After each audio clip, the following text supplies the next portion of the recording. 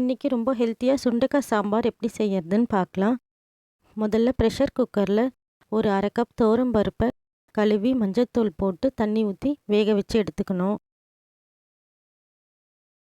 சுண்டைக்காவை லேசாக தட்டி விதையெல்லாம் இல்லாமல் கழுவி எடுத்து வச்சுக்கணும். ஒரு சட்டியில் எண்ணெய் ஊற்றிக்கணும். அதில் தாளிப்பு வடகம் ஒன்று போடணும்.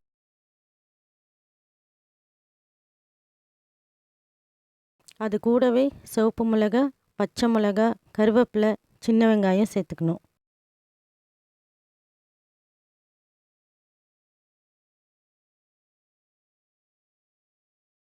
சின்ன வெங்காயம் ஓரளவு வதங்கின உடனே அதில் நாம் தட்டி வச்சுருக்கிற சுண்டைக்காவை சேர்த்துக்கணும்.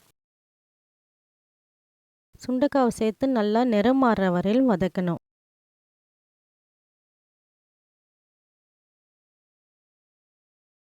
தேவையான அளவு உப்பும் போட்டுக்கணும். இந்த மாதிரி சுண்டைக்காய் நிறம் மாறி வதங்கின உடனே அதில் தக்காளி சேர்த்துக்கணும்.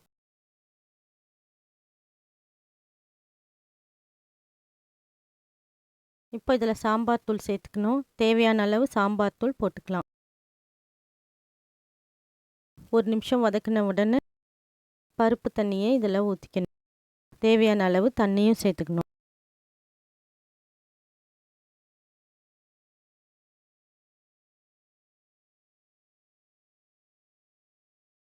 இப்போ இது நல்லா கொதிக்குது.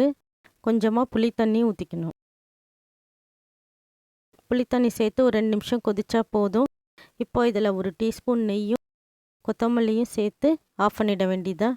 ரொம்ப ஹெல்த்தியான டேஸ்டியான சுண்டைக்காய் சாம்பார் ரெடி ஆகிடுச்சு.